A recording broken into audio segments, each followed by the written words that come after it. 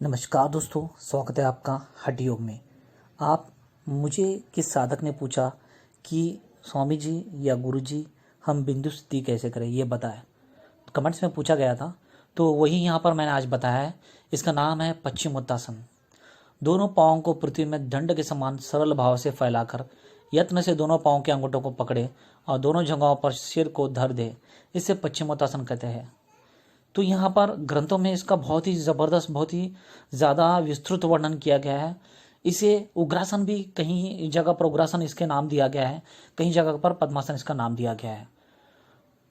अगर से कोई साधक इस पश्चिमोत्तासन को सिद्ध कर लेता है तो वहाँ निश्चय ही बिंदु सिद्धि कर लेता है और वायु को जीत लेता है, जिससे वह अनेक सिद्धियाँ प्राप्त कर लेता है और एकदम सभी रोगों को मुक्त हो जाता है, सभी रोगों से मुक्त हो जाता है।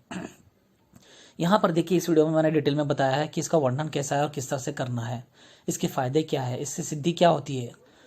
दोनों पाँवों को अलग अलग फैलाकर दोनों अंगूठों को हाथों से मजबूती से पकड़कर जानुओं को सिर पर रखने से अग्नि प्रदीप्त होती है, देह का आलस्य नष्ट होता है। इस पश्चिमोत्तासन को जो साधक करता है उनका वायु पश्चिम मार्ग से प्रवाहित होता है, इसलिए इसका नाम दिया गया है पश्चिमोत्तासन। सब सिद्धियां प्राप्त होती है, इसलिए योगी इसका साधन करे, इससे मरुत्व सिद्धि होती है। इसका गोपन करना चाहिए, यानी कि इसे गोपनीय रखना चाहिए। ये पश्चिमोत्तासन साधकों बहुत ही गुप्त, बहुत ही रहस्यमय है। हठ योग का एक अंग है जिसमें पूरा वर्णन यहाँ पर दिया गया है। पाद पश्चिमोत्तासन के समय के अभ्यास से सुषुप्ना जो तीसरी नाड़ी है, वाम मार्ग, दक्षिण मार्ग और सुषुप्ना का मुख खुल जाता है और प्राण मेरुदंड के इस मार्ग में गमन करना चालू होता है।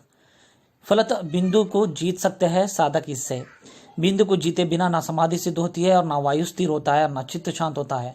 जो स्त्री पुरुष काम विकार से अत्यंत पीड़ित हो उन्हें इस आसन का अभ्यास अवश्य करना चाहिए। इससे शारीरिक एवं मानसिक विकार दब जाते हैं। उदर, छाती और मेरुदंड को उत्तम कसरत मिलती है, अतः वे अधिक कार्यक्षम बनते हैं। हाथ, पैर तथा अन्य अंगों के संधि स्थान मजबूत करते हैं। शरीर के सब तंत्र बराबर कार्यशील होते हैं। रोग मात्र का नाश होकर स्वस्थ का साम्राज्य स्थापित होता है। इस आसन के अभ्यास से मंदग्नि, मलावरोध, अजीर्ण, उदर रोग, कृमि विकार, सर्दी, खांसी, वात विकार, कमर का दर्द, हिचकी, कोढ़, मूत्र रोग, प्रदुमेह, पैर के रोग, स्वप्न दोष, वीर्य विकार, रक्त विकार, अपेंडाइसिटिस, अंडवृद्धि, पांडुवृद्धि, अनिद्रा, दिमाग, ऐसे अनेक यहाँ पर विस्तृत वर्णन किया है। आप यहाँ पर देख सकते हो। बहुत सारे इससे ज़्यादा से ज़्यादा 200 से ज़्यादा इसमें आपकी बीमारियाँ पूरे नष्ट हो जाते हैं साधक के। तो इसलिए यह आसन ज़रूर साधक करना चाहिए। रोग तो नष्ट होंगे ही होंगे और उसके साथ बिंदु सिद्धि हो जाएगी, जिससे उसे सिद्धि जल्द ही प्राप्त होगी, क्योंकि बिना बिंदु सिद्धि के वायु सिद्ध नहीं होगी, बिना वायु सिद्धि के समाधि सिद्ध नहीं होगी। और यहाँ पर बहुत सारे रोगों का नाम मैंने दिया है, आप चाहो तो पढ़ सकते हो। इससे साधक का पेट पतला हो जाता है, जठराग्नि प्रदीप्त हो जाती है। शिव संहिता में तो यहाँ तक कहा गया है कि इस आसन से वायु दीपन होता है और वहाँ मृत्यु का नाश करता है। तो देखिए, साधक इससे वायु को जीत सकता है, बिंदु को जीत सकता है, जिससे वहाँ मृत्यु को नाश कर देता है, मृत्यु पर विजय हासिल कर सकता है। तो यह आसन बहुत ही महत्व का आसन दिया गया है हठ योग में। इस आसन से शरीर का कद बढ़ता है, शरीर में अधिक स्थूलता होती है, हो तो कम होती है, दुर्बलता हो तो दूर होकर शरीर सामान्य तंदुरुस्त अवस्था में आ जाता है और नाड़ी संस्था को बहुत ही मजबूत बना देता है। आपके हाथ, पैर, मज्जा तंतु, सभी तंतुओं को, नाड़ी तंतुओं को मजबूत और बलिष्ठ कर देता है। यहाँ पश्चिमोत्तासन दुर्बलता को दूर होकर शरीर सामान्य तंदुरुस्त अवस्था में ला जाता है। नाड़ी संस्था में स्थिरता आ जाती है, मानसिक शांति प्राप्त होती है। चिंता एवं उत्तेजना शांत करने के लिए यह आसन उत्तम है। पीठ और मेरुदंड पर खिंचाव आने से वे दोनों विकसित होते हैं। फलतः शरीर के तमाम अवयवों पर अधिकार स्थापित होता है। सब आसनों में यह आसन सर्वप्रधान है। इसके अभ्यास से कायाकल्प यानी कि परिवर्तन हो जाता है। यह आसन भगवान शिव को बहुत प्रिय है। उनकी आज्ञा यही है कि इस आसन को सभी को ना बताए, गुप्त रखे, क्योंकि यह आसन से हम आसानी से वायु दीपन कर सकते हैं, यानी कि वायु पर विजय हासिल कर सकते हैं और बिंदु को जीत सकते हैं, जिससे साधक समाधि आसानी से लग जाती है। तो उनकी आज्ञा यानी कि भगवान शिव की आज्ञा से योगी गोरखनाथ ने लोक कल्याण हेतु इसका प्रचार किया है। आप इस आसन के अद्भुत लाभों से लाभान्वित हो और दूसरों को भी सिखाएं। पाद पश्चिमोत्तासन पूज्यपाद सभी, जैसे यहाँ पर बहुत सारे लोग यहाँ पर दिए गए हैं, तो सभी जितने भी यहाँ पर जो साधक लोग हैं उन सभी का यहाँ पर उनको पसंदीदा है ये आसन पाद पश्चिमोत्तासन।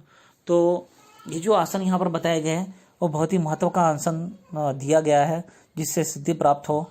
और जो वायु दीपन होता है यहाँ आसन से बहुत ही आसानी से वायु को जीत सकते हैं और बिंदु सिद्धि तो बहुत ही आसानी से हो जाता है इस आसन को करने से। मूलम प्रसार्य चरण ध्वंदा परस्परम संयमत्वम स्वापिनप्तम दृढ़म धुत्वा जानोपरि शिरोन्यस्त्य आसनो ग्रामिदम प्रोक्तम भवेद नीलिपम देहावसारणम पश्चिमोत्तासनज्ञम अतः येतदासतम श्रेष्ठम प्रत्यस धातु स्वर्धा वायु पक्षी ममारगेय तस्य सच्चरिता ध्रुवम। तो यहाँ पर शिव संहिता में इसका वर्णन किया गया है कि पाद पश्चिमोत्तासन ये जो हठयोग का आसन है कितना श्रेष्ठ आसन है, कितना गुप्त है और कितना सिद्धि प्रदान करने वाला है। ये भले ही साधक को बहुत ही सादा लगे पर इससे साधक अवश्य वायु और बिंदु को जीत सकता है, ऐसा शिव भगवान ने शिव संहिता में कहा है। यानी कि दोनों चरणों को संग परस्पर लंबा करके दोनों हाथों से बल से धरे और जानों पर शरीर को स्थिर करे और उसको उग्रासन कहते हैं। और पश्चिमोत्तासन भी संज्ञा है, इससे वायु दीपन होता है, मृत्यु का नाश करता है। यह सब आसनों में श्रेष्ठ है। बुद्धिमान इसको नित्य साधन करे तो उसका वायु पश्चिम मार्ग से अवश्य उच्चार करेगा, संचार करेगा। मूलम अतदम्यशीला सर्वसिद्धि प्रजायते तस्मादोगी प्रयत्नेन साधय सिद्धिमात्मनः। तो यहाँ पर इसको अगर से आप सतत करते रहोगे, अगर से कोई साधक योगी इस पश्चिमोत्तासन को सतत करते रहेगा तो उसको निश्चय ही वायु का सिद्ध विजय हो जाएगा और मृत्यु पर जीत हासिल होगी और बिंदु पर जीत हासिल होगी। तो यहाँ निश्चय इसमें बिल्कुल भी संशय नहीं है।